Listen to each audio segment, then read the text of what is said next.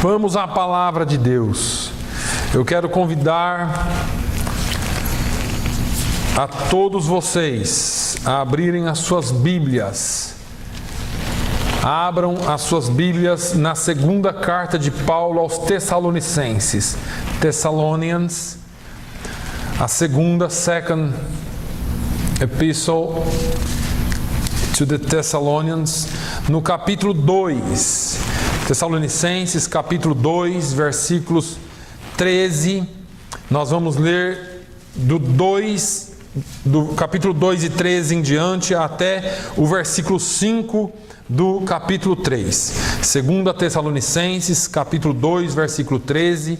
Nós vamos ler até o versículo 3 versículo 5 do capítulo 3. Amém? Se todos vocês encontraram, nós vamos ler a palavra de Deus. Mas devemos sempre dar graças a Deus por vós, irmãos amados do Senhor, por vos ter Deus elegido desde o princípio para a salvação, em santificação do Espírito e fé da verdade, para o qual pelo nosso Evangelho vos chamou, para alcançardes a glória de nosso Senhor Jesus Cristo. Então, irmãos, estai firmes e retende as tradições que vos foram ensinadas, seja por palavra, seja por epístola nossa. E o próprio nosso Senhor Jesus Cristo e nosso Deus e Pai, que nos amou e em graça nos deu uma eterna consolação e boa esperança, console os vossos corações e vos confirme em toda boa palavra e obra.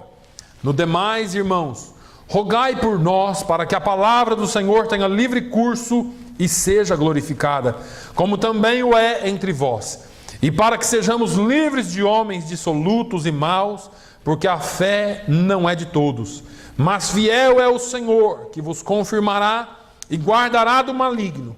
E confiamos quanto a vós no Senhor, que não só fazeis como fazeis o que vos mandamos. Ora, o Senhor encaminhe os vossos corações no amor de Deus e na paciência de Cristo. Amém? Esta é uma palavra do apóstolo Paulo e eu quero continuar falando do que nós temos falado aqui, irmãos, porque eu tenho tentado durante esses dias preparar os nossos corações, porque eu já disse aqui há algum tempo, eu estou tentando falar sobre igreja. Igreja não um prédio, mas nós como igreja. E todas as vezes que eu me pego a trabalhar nessa série de estudos que eu estou trabalhando, me vem alguma coisa e interpõe no caminho, porque é mais ou menos assim: você não pode construir algo em cima de um chão sem alicerce. Você tem que plantar um alicerce primeiro, construir um alicerce para depois construir um edifício. E todas as vezes que eu estou trabalhando na palavra, que eu acho que vai durar uns 3 anos, tanto que eu estou trabalhando, vai durar uns 3 anos depois para ensinar tudo, mas tudo bem. Todas as vezes que eu estou tentando trabalhar, me vem alguma coisa no coração, mas é totalmente ligado, é totalmente interligado, e todas as vezes que eu tenho subido nesse altar para falar sobre a palavra de Deus, eu falo sobre como proceder, como andar, como se comportar diante do mundo, e como nós precisamos viver as nossas vidas em relação a Deus e ao mundo. E eu tenho ainda falado nos últimos meses sobre como precisamos achar um equilíbrio através da observação e da prática da palavra de Deus, daquilo que nós aprendemos aqui e vem para cá, e nós precisamos internalizar, colocar no coração e depois refletir isso com as nossas ações. E lendo essa semana a palavra de Deus, me veio ao coração, na verdade essa palavra me veio a semana passada, porque no sábado passado, não ontem, no outro sábado, 9 horas da noite, a irmã Bernice ligou para mim falando: olha, o pastor não está passando bem, prepara aí uma palavra, porque provavelmente você vai ter que pregar no culto em inglês. E eu peguei a Bíblia em inglês e comecei a folhear e ler alguma coisa, e essa palavra me veio ao coração e eu preparei alguma coisa em inglês, mas ficou no meu coração. E aí eu falei: nada impede que eu traduza essa palavra agora de novo para o português e pregue em português. Mas tem tudo a ver com aquilo que nós falamos, tem tudo a ver com aquilo que eu tenho tentado passar para a igreja. Nós falamos um pouquinho alguns meses atrás, ou alguns cultos atrás, sobre equilíbrio. Quando eu olho o ministério de Paulo, eu vejo Paulo com um ministério, uma vida equilibrada diante de Deus e diante dos homens. Nas cartas que ele escreve, e principalmente nessas duas cartas aos Tessalonicenses, ele se move da profecia bíblica para a prática da vida cristã. Paulo, ele não só falava de uma palavra escrita, Paulo não tinha só interesse em escrever, mas ele quer que as pessoas se movam daquilo que está escrito, daquilo que é o teórico para o prático. E essa é a coisa mais difícil na nossa vida, porque você vai para a escola e você aprende lá como ser um carpinteiro. Apesar de que é tudo muito prático lá, e aí você se forma e sai para a rua e fala, agora eu vou abrir a minha empresa. E você abre a empresa e vem o primeiro cliente. Fala assim, eu quero que você constrói uma casa para mim de 3 pisos. Acabou. Eu acho que você entra em parafusos. Por quê? Porque a teoria é uma coisa, mas a prática é outra. Eu imagino que as primeiras coisas que você faz, eu me lembro, e eu vou usar aqui um pouquinho da minha experiência, quando eu me formei na escola de polícia, fui para a escola de bombeiros, porque lá o início da minha carreira foi no bombeiro, e eu me lembro o primeiro dia que eu cheguei para trabalhar. Na escola é tudo bonito, é tudo brincadeira. Mas no primeiro dia que eu cheguei para trabalhar, a minha primeira ocorrência foi um incêndio no 12º andar, num prédio no centro de São Paulo. E aquilo, antes de eu subir na viatura para ir para a ocorrência, meu coração já estava saindo pela boca. Porque a prática é diferente. Você fica acelerado. E acho que eu nunca mais desacelerei. Eu estou acelerado até hoje, mas tá bom. O importante é que a gente entenda que isso não é fácil. Você vem para a igreja, aprende a palavra de Deus, e a gente sai lá fora e parece que faz tudo errado. E Paulo falou a mesma coisa, olha, o bem que eu quero fazer eu não faço. O mal que eu não quero está na minha frente todo dia. E eu acabo fazendo. Então, Paulo, ele mostra que a vida prática não é só aprender, mas você precisa sair do negativo, que são as mentiras de Satanás, para o positivo, que é a verdade de Deus. Da advertência, a ação de graças, a oração. Precisamos desesperadamente de ministérios e vidas equilibradas na presença de Deus nos nossos dias. Precisamos desesperadamente de pessoas que achem, que encontrem na palavra de Deus o seu guia e que apliquem no seu dia a dia. A ênfase de Paulo era na verdade da palavra de Deus, e em contraste com a grande mentira de Satanás que nos apresenta tantas coisas como verdade. Cada crente, cada um de nós, às vezes eu falo aqui de ministério, eu imagino alguém pensando aí, esse negócio é só para pastor, que é ministério. Cada vida que está aqui hoje tem pelo menos 4 responsabilidades para com a verdade de Deus, segundo essa palavra que nós lemos. É sobre isso que eu quero meditar com você hoje, a responsabilidade que cada um de nós temos para com a verdade da palavra de Deus. A primeira coisa que eu aprendo nessa palavra, quando você pega os versículos 13 e 14 do capítulo 2, que diz, mas devemos sempre dar graças a Deus por vós, irmãos, amados do Senhor, por vos ter Deus elegido desde o princípio para a salvação e santificação do Espírito e fé da verdade, para o que pelo nosso Evangelho vos chamou, para alcançardes a glória do nosso Senhor Jesus Cristo. A primeira coisa que nós precisamos fazer é crer na palavra de Deus, crer na verdade da palavra de Deus, porque Ele nos amou. No início do versículo 13 diz, mas devemos sempre dar graças a Deus por vós, irmãos amados do Senhor. É interessante que tudo o que Deus fez, e eu amo o Espírito Santo, porque hoje, quando o pastor Nilo estava aqui cantando com um grupo de louvor, ministrando, já estava falando do amor de Deus. Deus não nos deu lixo, Deus não nos deu resto, Deus não nos deu um sangue de qualquer animal. Ele se entregou e tudo o que Ele fez foi por amor. Deus não fez nada porque Ele programou alguma coisa assim, isso não deu certo, então eu vou fazer isso. Não, Deus nos amou desde o princípio e tudo o que Ele fez e faz por você é por amor. Nós conhecemos de cor e salteado o que Jesus diz em João 3,16. Esse é o texto áureo da palavra de Deus. Porque Deus amou o mundo de tal maneira que deu o seu Filho unigênito, para que todo aquele que nele crê não pereça, mas tenha a vida eterna. Nós temos que crer na palavra de Deus para sermos salvos.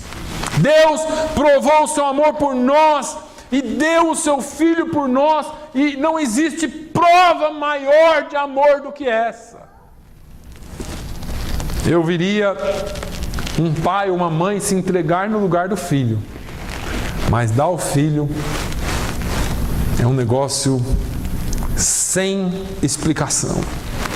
Deus prova o seu amor para conosco, em que Cristo morreu por nós, sendo nós ainda pecadores. Irmãos, eu já falei aqui, e tem algumas coisas que eu gosto de usar várias vezes, para que você sempre se lembre.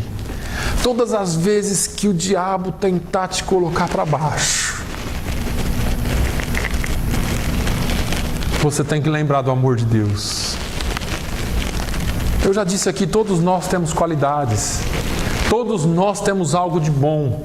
Deus te deu talentos, te deu dons, mas quando Jesus veio, Ele não quis nada disso. Ele nos deu o seu melhor, mas Ele escolheu tirar o seu pior e te deixar com o que era bom. Ele não tirou o seu talento. Eu vou te salvar, mas você me dá o seu talento. Eu vou morrer na cruz por você, mas eu quero os seus dons. Não, Ele escolheu o seu lixo, Ele escolheu o seu pecado, a sua sujeira. Ele tirou, te limpou e te salvou por amor. Você é amado de Deus e nada pode mudar isso. Ainda que o diabo fale, ainda que o diabo acuse, nada pode mudar o amor de Deus por você. Eu não sei como está a sua vida, o seu coração, como está a carga que você está levando, mas saiba, Jesus te amou mais do que todas as coisas. Você é precioso, você é preciosa aos olhos do Senhor, porque Ele te amou. E porque Ele te amou, Ele te escolheu. Versículo 13 ainda ele diz: por vos ter Deus elegido ou eleito desde o princípio para a salvação. Agora vamos lá, eu quero aqui mexer com os seus neurônios um pouquinho, porque não é só o amor de Deus que nos salva. E você vai falar assim: pastor, o que é isso? É verdade, não é o amor de Deus só que nos salva, porque a Bíblia diz que Deus amou o mundo de tal maneira, e não é todo mundo que vai ser salvo. Então existe alguma coisa aí. O amor se revela na graça e na misericórdia de Deus. Nós precisamos entender algo muito importante, e eu vou te falar uma outra coisa aqui, não tenha por heresia, porque eu vou explicar. O amor de Deus não é suficiente. Não é suficiente, porque Ele mesmo disse que Deus amou o mundo de tal maneira, e você vê, o mundo está perdido. O amor de Deus é suficiente? Me responda. Não é suficiente. O que é então? Porque Deus amou o mundo. Existe uma parte que pertence a nós. Existe uma parte que pertence a você. Nós precisamos crer, precisamos aceitar o seu sacrifício na cruz. O amor de Deus, ele é revelado na graça, e essa graça se chama Jesus. Muitos rejeitam essa graça, muitos não querem viver essa graça, muitos não querem aceitar esse sacrifício. Eu louvo a Deus porque um dia nós aceitamos. E por ter aceitado a graça de Deus, fomos escolhidos e eleitos para a salvação. Agora eu quero que você entenda uma coisa muito importante, essa palavra eleito. Essa palavra eleito é muito interessante porque o que nós conhecemos de eleição? O que é uma eleição? São pessoas que votam e escolhem, não é? Quando nós vamos ter eleição presidencial, você vai lá e vota em quem você quer. E temos partidos. E eu quero usar aqui uma coisa que eu ouvi um sujeito falando e achei interessante, porque nós pertencíamos ao PPP, Partido dos Pecadores Perdidos. Olha que partido desgraçado esse. Partido dos Pecadores Perdidos. Nós não tínhamos valor algum. Nós estávamos desacreditados, quase igual a alguns partidos que a gente conhece lá no Brasil, né, e aqui. Nós estávamos sem crédito nenhum, ninguém confiava na sua palavra, ninguém confiava nas suas propostas, ninguém confiava naquilo que você tinha. A palavra de Deus diz que nós éramos pecadores e havíamos caído assim como estávamos destituídos da graça de Deus e da glória de Deus. Mas um dia, pelo seu grande amor, Ele olhou para nós e nos amou profundamente. E aí então nós fomos convidados por Ele. Ele lançou um convite, Ele disse: olha, eu te amo e eu quero te convidar para mudar de partido. E aí nós aceitamos esse convite, sofremos uma mudança radical e fomos para o PMV, o Partido dos Mais do que Vencedores. Eu e você somos mais do que vencedores. Agora, o que é importante, irmão, a todos que aceitam, não existe necessidade de eleição. Porque essa escolha não é por méritos, é pela graça. Então, vamos supor que eu sou candidato aqui e vocês estivessem aí para me eleger ou não. Talvez nem todos votariam em mim. Falam: não, isso aí rapaz, isso é torto, isso faz isso de errado, isso faz aquilo, ele não tem uma boa ideia. Nós todos temos as nossas falhas. E talvez vocês não votassem em mim, nem eu em você. E talvez o mundo não votasse em nós, para pertencermos a esse partido dos mais que vencedores.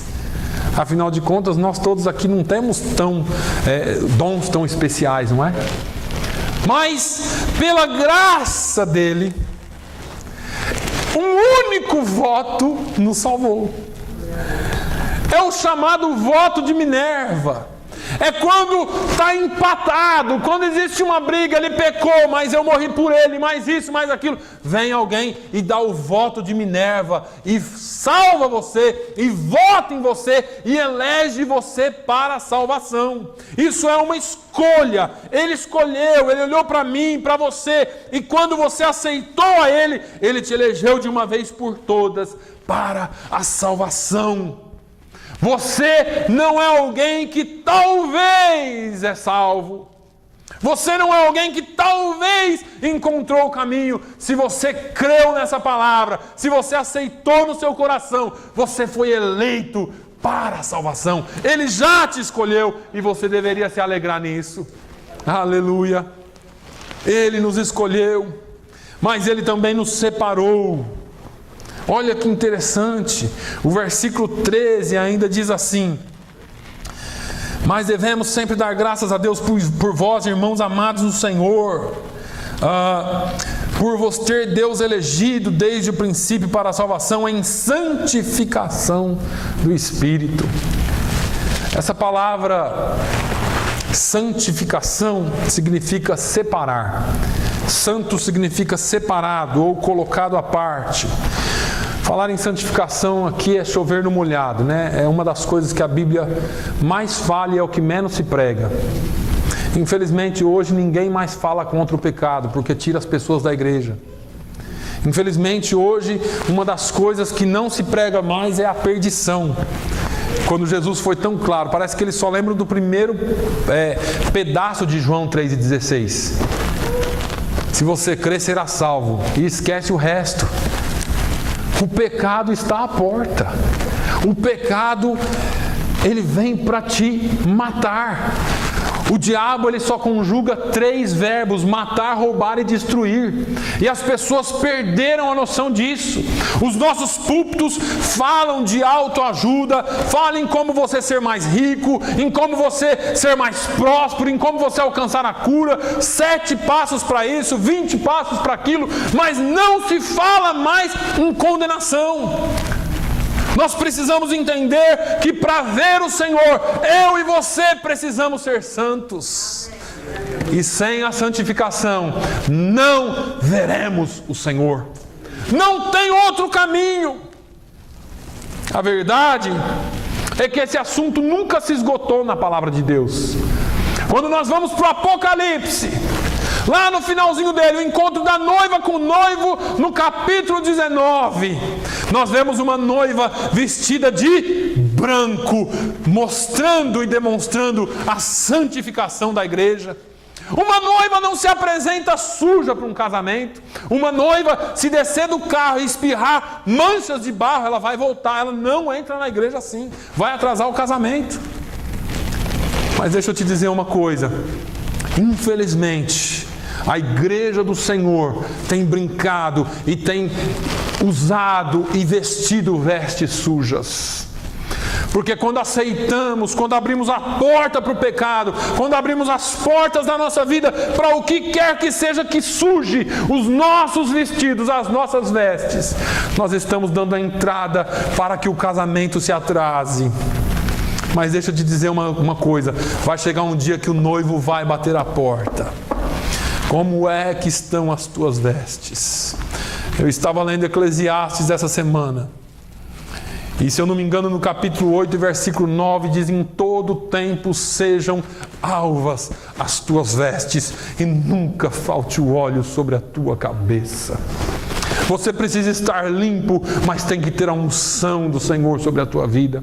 A mesma coisa Jesus disse lá: aquelas noivas estavam preparadas, bonitas, prontas, mas algumas delas não tinham azeite, óleo. Tem que ter óleo sobre a sua cabeça, tem que ter azeite sobre a sua cabeça. Eu gosto de uma oração que Jesus fez no Evangelho de João, no capítulo 17, versículos 14 até o 19. Ele diz: dei-lhes a tua palavra, e o mundo os odiou, porque não são do mundo, assim como eu não sou do mundo. Não peço que os tires do mundo, mas que os livres do mal. Não são do mundo, como eu do mundo não sou. Santifica-os na tua verdade. A tua palavra é a verdade. Assim como tu me enviaste ao mundo, também eu os enviei ao mundo. E por eles me santifico a mim mesmo, para que também eles sejam santificados na verdade. Criamos fórmulas, criamos meios, criamos campanhas, criamos coisas, mas só tem uma coisa que te santifica na verdade: é a palavra da verdade. Não existe outra coisa que possa mudar a tua vida. Deus nos separou desse mundo. Estamos no mundo, mas não pertencemos a ele. De vez em quando eu falo brincando que eu sou ET. E alguém dá risada. Mas é verdade, porque Jesus falou que você não é desse mundo. Se você se sente desse mundo, está muito ambientado com ele, tem alguma coisa errada. Tem algumas coisas aqui que você vai fazer que alguém vai te falar mal. Que alguém vai falar mal de você, que alguém vai te julgar ou pré-julgar pelo que você faz. Mas Jesus falou: Senhor, eles vão ser odiados como eu sou odiado, mas guarda eles, livra eles do mundo. Essa separação ou santificação só vem pela obediência à palavra de Deus. Não tem outro jeito. As palavras do apóstolo Paulo, que estão registradas na carta aos Romanos, continua ecoando todos os dias na nossa alma e no nosso cérebro, se nós quisermos assim dizer. Paulo fala aos Romanos no capítulo 12, 2: e não sede conformados, ou não vos conformeis com este mundo, mas sede transformados pela renovação do vosso entendimento, para que experimenteis qual seja a boa, agradável e perfeita vontade de Deus. Essa santificação, irmãos, eu quero deixar aqui bem claro, é um processo. Ah, pastor, eu não sou santo, então não me vejo digno nem de entrar na igreja. Não. Você aceitou Jesus, você faz parte da família. Agora, durante a sua vida toda, você vai ter uma caminhada, um tempo para que você alcance a santificação. Isso não é uma justificativa para você continuar pecando todo dia, mas você busca a Deus para que a cada dia Ele vá te santificando. Sabe quando vai acabar a santificação? Paulo fala também. Ele fala assim: naquele dia seremos transformados. Aí você é santo de vez. Até lá você vai enfrentar a tentação, você vai enfrentar o pecado, você vai enfrentar tribulações, mas naquele dia nós seremos transformados e encontraremos com Ele nos ares. Esse é o maior anseio do crente. Jesus fala: não se turbe o vosso coração. Credes em Deus, credes também em mim. Na casa do meu pai há muitas moradas. Se não fosse assim, eu teria avisado vocês. Olha, eu vou vos preparar um lugar. E para onde eu for, eu vos levarei para que estejais comigo. Essa é a maior promessa, a maior esperança de todo crente, que um dia nós estaremos com Ele. Aleluia. Mas Deus também os chamou. No versículo 14 diz: para o que pelo nosso Evangelho vos chamou pelo Evangelho. Deus os chamou pelo Evangelho pregado pelo apóstolo Paulo. Algumas semanas atrás eu preguei aqui sobre alguns milagres que Jesus não pode realizar. Tem algumas coisas que Jesus não faz, simplesmente Ele não faz. E não é porque Ele não pode, é porque Ele não quer. Mas por que Jesus não quer fazer isso? Porque vai contra a palavra dele. É interessante porque um desses milagres é aquele que algumas pessoas pensam com frequência que eles serão salvos na última hora por uma chance, ou uma última chance, ou uma mágica de Jesus que vai ter misericórdia, compaixão e salvar, não importa como ele tenha vivido.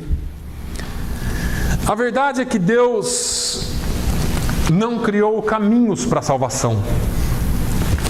Deus apresenta um único caminho, e esse caminho é Jesus. Não existe caminhos, não existe jeitinho brasileiro, irmãos, nem português e nem americano. Só tem um caminho, porque Ele é justo. Jesus disse: eu sou o caminho, a verdade e a vida. Ninguém vem ao Pai a não ser por mim. Agora, esse caminho o apóstolo Paulo definiu depois bem claro, para que todos entendessem, porque ele disse: porque pela graça sois salvos, por meio da fé, e isso não vem de vós, é dom de Deus, não vem das obras, para que ninguém se glorie. Efésios 2, 8 e 9. A verdade é que somente pela graça nós somos salvos. Não existe meios de sermos salvos. O preço é o mesmo para todos.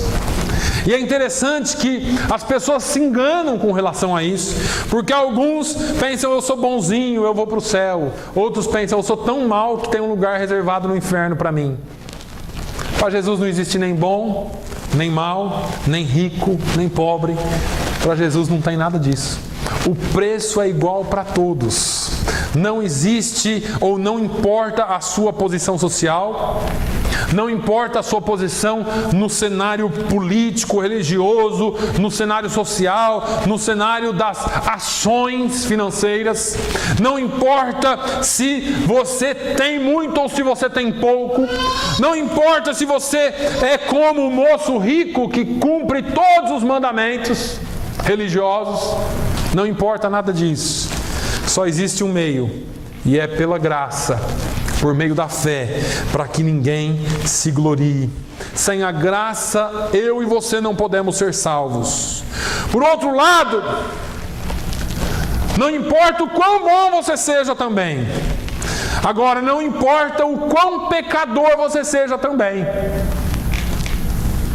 Se você for alcançado pela graça, se você aceitar o sacrifício de Jesus na cruz do Calvário pela fé, Deus usa os métodos que Ele tem, leva o Evangelho a cada um de nós.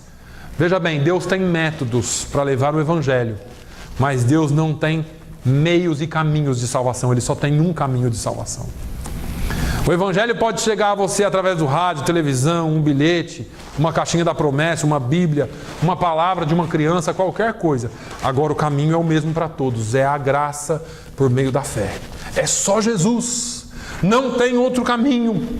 Se você está aqui hoje, se você chegou até aqui hoje e você já ouviu esse Evangelho, já creu nesse Evangelho, se você ainda não tem certeza da tua salvação, talvez hoje seja o dia, porque Paulo falou, olha, vocês foram alcançados pelo meu ou pelo nosso Evangelho. Basta crer em Jesus pela fé, reconhecê-lo em seu coração, declarar com a sua boca e você será salvo. É simples assim. Não é um ato de levantar a mão somente. O ato começa aqui. Agora, eu falei aqui sobre crer na verdade e usei alguns tópicos, mas nós precisamos guardar essa verdade. Paulo já havia falado sobre a rebelião que viria nos finais dos tempos. Paulo já havia falado sobre a apostasia encabeçada pelo anticristo. Mas ele alertou a igreja que existia um perigo atual. E esse perigo atual, a igreja deveria se guardar e guardar a verdade de Deus e não se desviar dela. Eu me lembro em Atos 20, Paulo está em Mileto e ele manda chamar os anciãos de Éfeso para que venham, porque ele ia partir, ele tinha ficado lá 3 anos ou 3 anos e meio, se eu não me engano, e ele ia partir de Mileto, e ele mandou chamar todos os anciãos lá em Éfeso, e eles se juntaram, os anciãos da igreja. Paulo começa um discurso, e no meio do seu discurso ele diz, porque nunca deixei de vos anunciar todo o conselho de Deus. Todo o conselho. Irmãos, a palavra de Deus, ela é completa. Esse negócio de usar a palavra de Deus só para falar de prosperidade está errado. Tem prosperidade na palavra de Deus? Tem. Mas falar só de prosperidade está certo? Não. Tem cura na palavra de Deus? Falar só de cura está certo? Paulo disse, olha, eu anunciei todo o conselho de Deus. A palavra de Deus, ela engloba tudo na nossa vida. E aí Paulo continua, olhai, pois, por vós e por todo o rebanho sobre que o Espírito Santo vos constituiu bispos, para apacentardes a igreja de Deus, que ele resgatou com seu próprio sangue, porque eu sei isto, que depois da minha partida entrarão no meio de vós lobos cruéis, que não pouparão ao rebanho, e que de entre vós mesmos se levantarão homens que falarão coisas perversas para atraírem os discípulos após si. Portanto, vigiai, lembrando-vos de que durante 3 anos não cessei noite e dia de admoestar com lágrimas a cada um de vós. Irmãos, está acontecendo alguma coisa semelhante hoje? Será que no meio da igreja está se levantando lobos cruéis para ensinar coisa que o povo quer ouvir e atrair discípulo após si? Será que isso está comum nos nossos dias? Então Paulo não estava errado. Paulo falou, eu vou deixar vocês, mas cuidado. Vocês seguem essa palavra e apacentam. Quando eu ouço essa palavra me dá até arrepio. Porque todas as vezes que eu vou subir aqui eu me pergunto, Senhor, o que é que eu tenho para entregar para a sua igreja? É uma responsabilidade diante de Deus que nós temos de ministrar a palavra com responsabilidade para a igreja. Deus não vai cobrar quantas almas eu tinha aqui quando eu chegar lá. Deus vai cobrar se eu tive responsabilidade ao ensinar a palavra para a igreja. Se eu ensinei a verdade, se eu ensinei todo o conselho, se eu apacentei o seu rebanho, ou se foi de qualquer jeito. Deus não quer saber quantos, foram milhões, porque tem gente que tem milhares. Mas eu não sei o que está sendo dado. Que tipo de comida está sendo dada? Deus age nesse mundo e nas nossas vidas através da verdade da sua palavra. Satanás se opõe a esta verdade, irmãos, tentando substituí-la por suas mentiras. E a natureza humana, ela é propensa a seguir mentiras, infelizmente. Porque a gente é atraído e engodado pelo quê? Pelas nossas próprias concupiscências. Ah, eu gosto, então eu vou atrás. É o que eu gosto que ele mostra. Satanás realiza melhor o seu trabalho de fora para dentro ou de dentro para fora? De dentro para fora. Ele pega alguém aqui para levantar. Foi o que Paulo falou. E Paulo depois admoesta Timóteo na sua segunda carta, nos versículos, no capítulo 3, todo mundo conhece. Sabe, porém, isso que nos últimos dias virão tempos trabalhosos, que haverá homens amantes de si mesmos, avarentos, presunçosos, tudo quanto é tipo de gente. E ele fala assim: tendo aparência de piedade, mas negando a eficácia dela. O que nós estamos falando aqui? De falar e viver. Ter aparência é pouco. Falar não basta. Você precisa viver aquilo. Você precisa viver a palavra de Deus. Porque se você não viver a palavra de Deus, não adianta ter aparência. A palavra tradição que nós lemos no versículo 15 do capítulo 2 significa aquilo que é transmitido de uma pessoa para outra. Ou seja, Paulo está falando aqui sobre a verdade do Evangelho. Ele não está se referindo a ideias religiosas criadas pelo homem, mas ele está falando da doutrina que a palavra de Deus carrega em si. Agora, ele fala dessa palavra verdadeira, ele fala de uma palavra que nós precisamos guardar dentro de nós, assim como o salmista falou no Salmo 119:11, escondi a tua palavra no meu coração para não pecar contra ti. E aqui vai a segunda parte. Nós precisamos crer, nós precisamos guardar em nós, e nós, agora a terceira parte, precisamos praticar a verdade. Eu estou falando aqui de 4 responsabilidades que nós temos, pelo menos. E ele diz nos versículos 16 a 17, e o próprio nosso Senhor Jesus Cristo, e nosso Deus e Pai, que nos amou e em graça nos deu uma eterna consolação e boa esperança, console os vossos corações e vos confirme em toda boa palavra e obra. Olha que interessante. Tem palavra e obra. Não é suficiente crer na verdade, não é suficiente guardá-la. Nós devemos praticá-la. É interessante que quando conversamos, ou quando eu converso com alguma pessoa que conhece a palavra, e eu tenho algumas experiências na minha vida, mas eu já encontrei pessoas e convivi com pessoas que sabiam a palavra muito mais do que eu, de cor, porque a pessoa tinha facilidade enorme para decorar. Eu não tenho tanta. Essa pessoa, ela recitava a Bíblia de trás para frente, mas a vida toda destruída, tudo acabado, o casamento fora, ele não se submetia à autoridade. Ele mesmo falava: eu vou orar no monte, porque eu não oro em igreja. Eu obedeço a Deus, eu não obedeço pastor nenhum. Não lê a Bíblia, conhece a Bíblia, recita a Bíblia, mas não pratica a Bíblia. Adianta. E tem muitas pessoas assim. Tem a palavra na mente, mas parece que nunca desceu para o coração. Parece que nunca foi guardada. Se ouvirmos a palavra, mas se não a obedecermos, estamos apenas enganando-nos a nós mesmos. Tiago fala disso no capítulo 1, ele fala: por isto, rejeitando toda a imundícia e superfluidade de malícia, recebei com mansidão a palavra em vós enxertada, a qual pode salvar as vossas almas, e sede cumpridores da palavra, e não somente ouvintes, enganando-vos a vós mesmos. Porque se alguém é ouvinte da palavra e não cumpridor, é semelhante ao homem que contempla ao espelho o seu rosto natural. Porque se contempla a si mesmo e vai-se, logo se esquece de como era. Olha só, aquele, porém, que atenta bem para a lei perfeita da liberdade, e nisso persevera, não sendo ouvinte esquecidiço, mas fazedor da obra, esse tal será bem-aventurado no seu feito. Está cheio de gente que ouve e esquece, mas aquele que ouve e guarda e pratica, ele será bem-aventurado no seu feito. Precisamos praticar a palavra.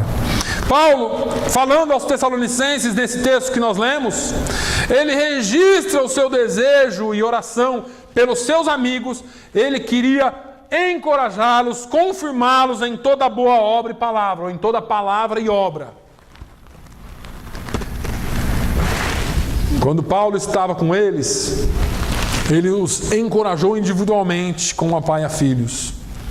Ele os encorajou a caminhar para agradar a Deus, para crescer em amor uns para com os outros. Firmar-se no Senhor, na palavra do Senhor, é muito importante. É importante que eu e você entendamos isso. É importante que a nossa palavra e o nosso trabalho caminhem juntos. É importante que você saia somente do dizer e caminhe em direção ao fazer. Que você deixe a teoria entrar em você, mas que você deixe a prática aflorar dessa teoria. Que você, assim como eu usei um exemplo aqui de manhã quando eu comecei essa mensagem, sobre o carpinteiro que vai para uma escola e sai para trabalhar, você precisa aprender a usar as ferramentas que Deus te deu. Porque os carpinteiros e construtores que estão aqui não usam serrote para pregar prego, certo? Você prega prego com martelo, não é assim? Tem gente que tem toda a caixa de ferramenta, tem todo o conhecimento, mas não sabe aplicar. Está com a caixa na mão, conhece a palavra, vixe, de trás para frente. Fala aí um versículo que eu vou recitar aí. Você fala Judas 1, aplica na sua vida aí, se eu não sei. Não adianta nada. Nós precisamos ter a sabedoria. O pastor define bem isso. Ele diz que o conhecimento é a caixa de ferramenta. E aí nós precisamos pedir sabedoria a Deus, que é como usar as ferramentas. Então nós precisamos de conhecimento e de sabedoria. Mas para encerrar, nós precisamos compartilhar a verdade da palavra de Deus. Eu conheço, eu creio, eu guardo, eu pratico na minha vida. E porque eu pratico na minha vida, eu vou ter oportunidades de compartilhar essa palavra. Ele diz: no demais, irmãos, rogai por nós para que a palavra do Senhor tenha livre curso e seja glorificada, como também o é entre vós. Essa palavra ter livre curso é uma palavra que flui de nós para fora, flui por nós e vai através das nossas ações e chegue até as pessoas. Nós não podemos compartilhar o que não cremos, irmãos. O melhor que podemos fazer é crer, e nós só podemos compartilhar aquilo que nós temos praticado. A palavra de Deus é glorificada na vida de quem a compartilha, e ela é glorificada na vida daqueles que a recebem. Hoje, muito do trabalho cristão é realizado por planos humanos, por promoções, por grandes eventos, por isso, por aquilo, mas não pela palavra de Deus. Não é suficiente que somente o pastor ou os líderes da igreja compartilhem esta palavra. Cada cristão tem uma responsabilidade no compartilhar da palavra de Deus. Não é suficiente que eu somente, ou um grupo, eu já disse aqui, esse é um trabalho do grupo de evangelismo. Esse é um trabalho do pastor, esse é um trabalho dos líderes da igreja. Não, esse é um trabalho de cada crente que crê, guarda e pratica a palavra de Deus. A palavra de ordem que Paulo usou no versículo 4 do capítulo 3 é a mesma palavra que uma ordem militar transmitida por um oficial superior. Cristo é o capitão, Ele nos deu a salvação e nós somos os seus soldados. Em uma batalha não é suficiente que os soldados cruzem os braços e os oficiais que vão lá lutar. Aliás, tem que ter mais soldados do que oficial, certo? Quem já foi militar aqui sabe disso. Já ouviram aquela expressão, tem mais cacique do que índio? Isso não pode existir. Tem que ter os índios para combaterem, tem que ter os soldados para combaterem. Se for só os oficiais, eles morrem, acabou a guerra. Todos precisam estar envolvidos nessa batalha. Essa batalha é um trabalho da igreja local, é um trabalho de toda a igreja. Não pode ser passada adiante só por uma pessoa.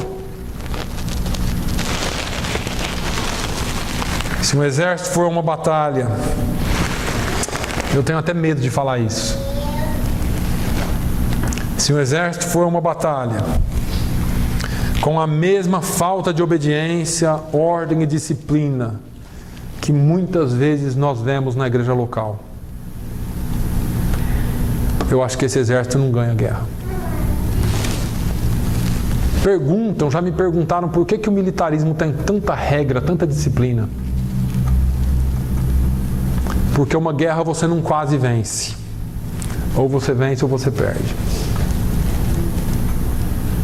Disciplina militar, ela é encontrada na Bíblia inteira. Quando um superior fala, não dê um passo, você não dê um passo. Porque se você pode estar na beira de um precipício. E se você der o passo, você vai cair. A igreja de Deus é um exército na terra. Muitas vezes nós não levamos isso em consideração. E nós achamos que nós somos donos das nossas próprias vidas. E esse pastor não está com nada. E essa orientação que ele deu, isso eu já sei de trás para frente, de cor e salteado. E a gente vem para a igreja e parece que a gente ouve a mesma palavra todo domingo. Só que disciplina e ordem num exército é imposto todos os dias num treinamento. Você não atira uma vez e vai para a guerra. Você dá milhares de tiros num alvo antes de ir para uma guerra para talvez não dar um tiro. Mas você está preparado se precisar. Você faz exercício todos os dias, das 5 horas da manhã até 10, 11, 12, não sei. Depende do que você está fazendo. Você repete um movimento tático 1.000, 2.000, 3.000, 5.000 vezes para você ir para o campo. E aqui a gente acha que leu o Salmo 23 uma vez e está bom demais. Esse pastor é muito repetitivo. Ele fala demais a mesma coisa. Ele bate muito na mesma tecla. Deus quer que você tenha disciplina, porque o combate está às portas. Você não está brincando de ser crente, eu espero.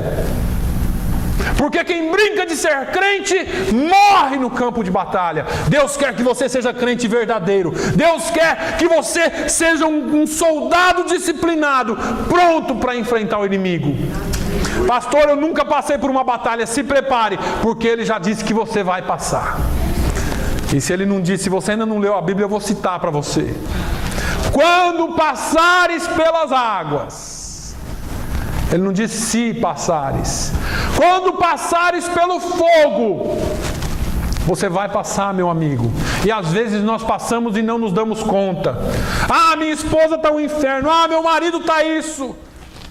E Paulo vem bem devagarzinho e fala assim: nós não lutamos contra a carne e contra o sangue, mas lutamos contra as potestades e principados deste mundo tenebroso. Você já pensou em orar por ele? Você já pensou em orar por ela? Você já pensou em orar por aquele patrão que está pegando no seu pé? Você já pensou em orar por aquela pessoa que está te perseguindo? Será que não é hora de você entrar numa guerra espiritual? Deixar de brincar de ser crente e servir a Deus com disciplina, porque Ele fez uma promessa e Ele é fiel para cumpri-la. Aleluia. Ele é o seu general. Você precisa ser um soldado corajoso, com confiança, ousado e dizer com confiança que o Senhor é o meu ajudador.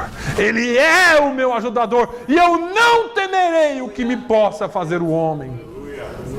Praticar a palavra de Deus e ser um soldado disciplinado para poder passar a palavra adiante.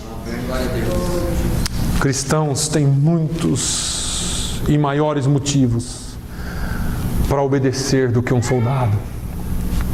O soldado obedece sabendo que vai morrer. Eu vou lá para a batalha, vou dar tiro, vou tomar tiro, não sei se volto para casa. Você não, irmão. Você vai sabendo o partido que você pertence. Eu estou indo para lá, eu estou enfrentando a batalha, mas eu sei que eu já sou mais do que vencedor.